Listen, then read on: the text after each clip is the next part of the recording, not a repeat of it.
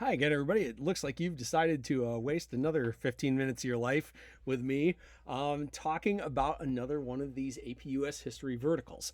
This time in Vertical 3, we're going to look at the theme of work, technology, and exchange. So, as we jump right into the periods, in period 1, when we look at technology and exchange, we have the beginnings of the Columbian Exchange and later the Triangle Trade.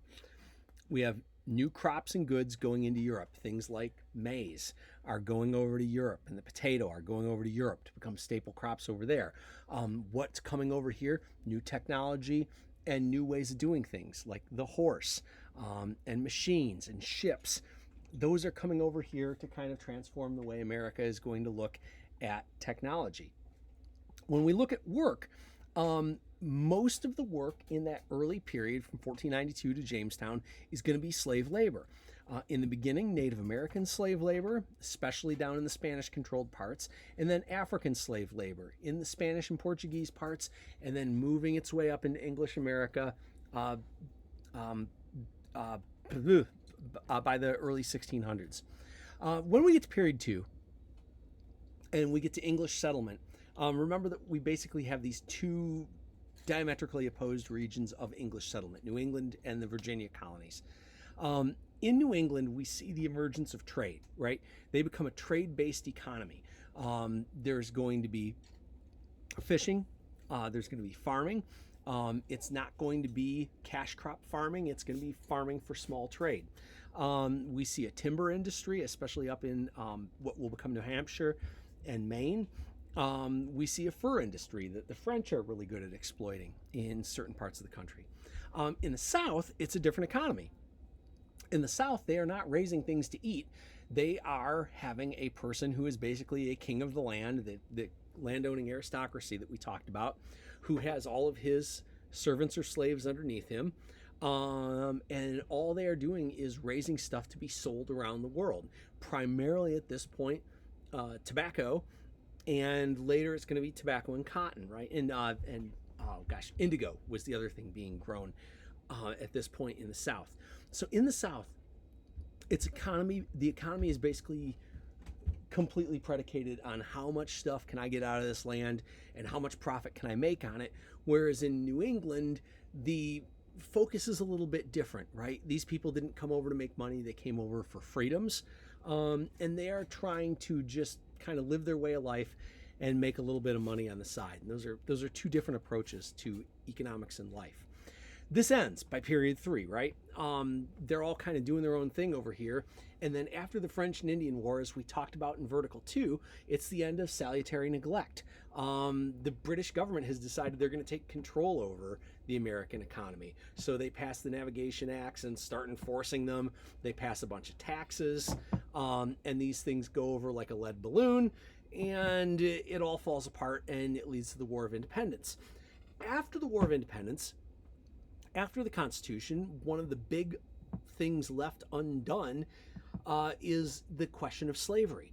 And so slavery keeps growing in the South, and it's going to grow a lot more for a few reasons. Number one, the Constitution has that prohibition on importing more enslaved people after 1808, which means that slavery is going to grow within the United States only by the slave population, the enslaved population growing larger, which is going to happen by slave owners enforcing people to procreate and create more children who will then be enslaved, which, for my money, is one of the two most monstrous things in American history.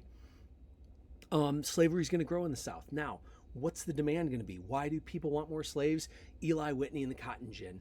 The cotton gin makes it possible to separate cotton from seed, and with that, now the only labor needed is to get the cotton out of the fields, and so it becomes really profitable. And as we talked about before, in the South, profit is the number one thing that is focused on, and they are really going to do everything they can to get every ounce of cotton grown down there that they can.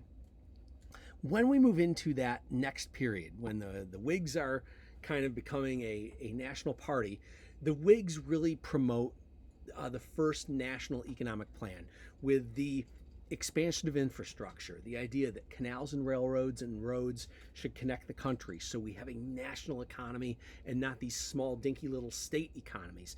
The telegraph's going to get invented, and it's going to be possible to get information from place to place nearly instantaneously. Cities are going to grow up as places where people work in factories, small factories, and that changes the nature of work in the United States. Slavery is going to keep growing in the South because the more area they get under cultivation, the less money they make. Therefore, they need to get more area under cultivation. The only way to get more area under cultivation is to get more enslaved people. Slavery is going to really get out of control in the South in this period from the 1800 through the 1840s and 50s. Then when we move into the fifth period, we see the end of slavery with the end of the Civil War. And they move towards this system of sharecropping, which again is driven by the cotton crops. It's driven by cash crops. In some ways, you can say that almost nothing changed between 1607 and 1907. That in those 300 years, what do you have? Wealthy white people who have poor people working for them for almost nothing to grow things you can't eat, to make the most possible profit off of them. That's the economic model of the South for 300 years. It's not the economic model in the North. The economy in the North has modified and adapted over the years. And so whereas it started, now here's where, if you're being honest, the economy in the North didn't start as being profit-centered. It started as being freedom-centered. And now the Northern economy is becoming profit-centered too. The North is industrializing. The factories are getting bigger. It's no longer the Lowell Mills. It's giant steel manufacturing facilities in Pittsburgh and Gary and Cleveland and Detroit. It's giant oil companies throughout the nation. It's the giant railroad conglomerates, and the factory power that was harnessed in the Civil War grows after the war, driven by the railroads. And what did the railroads need? They needed steel, they needed engines, they needed wood and timber, they needed construction of cars, and that's going to drive the factory economy of the North post-war. What does that mean? It means the United States becomes the leading industrial power in the world because of steel and rail. Nobody is making as much of this stuff as we are, and we start exporting it to the rest of the world. Who's working in those factories? Well, folks that are in almost as bad a shape as the sharecroppers. Immigrants from Europe. Remember, the first wave of immigration in this period is folks from Ireland and Germany who are leaving because of famine and war. The second wave of immigrants is going to be Italians and Poles and Eastern European Jews and Russians and Yugoslavians and Hungarians and Czechs and Romanians who are going to come in, and they're all going to get treated the same in the factories. They're going to face terrible conditions that aren't going to be alleviated for many years. We have now in the North, we have an aristocracy of these robber barons like Carnegie and Rockefeller and Jay Gould. When we move into the next period after the Spanish-American War, we have this incredible explosion in the availability of consumer goods. Telephone, electricity, radio, automobiles, airplanes, all of these things get created in like a 40-year period, and every one of them transforms things. It transforms power, it transforms communication, it transforms transportation, and makes all of these things easier and makes it far simpler to knit the country together as one United States. We see this kind of back to the future thing with laissez-faire economics. We go back to Adam Smith and the invisible hand. And as the government completely takes its hands off of the economy, it leads to the stock market crash. And the stock market crash is one of the indicators at the beginning of the Great Depression. What ends the Great Depression? Massive government spending targeted at workers. So the New Deal gets people back to work. It builds infrastructure throughout the country that's going to allow a post-war boom. Industrialization for World War II is really what's going to bring us out of the Great Depression, when everybody has a job either in a war industries factory or as a soldier, sailor, airman, or marine. When we come out of that, and again, this is period 8 and 9, so you don't need to know this for the exam, but I think it's worth talking about. When we come out of World War II, we have the probably greatest period of economic expansion in American history. There's really nothing like it, especially after the depths of the Great Depression. We did not have battles fought on our soil apart from Pearl Harbor. So we don't have to rebuild London. We don't have to, take a city like Yokohama or Osaka that has been 98% destroyed and rebuild everything. So the United States comes out of this able to satisfy demand around the world for food, for products, etc. And we also have a massive baby boom after that, the ramifications of which we are still dealing with today. Okay, boomer. You also have the invention of the computer in the 50s and 60s. And remember, back then, a computer was the size of your house.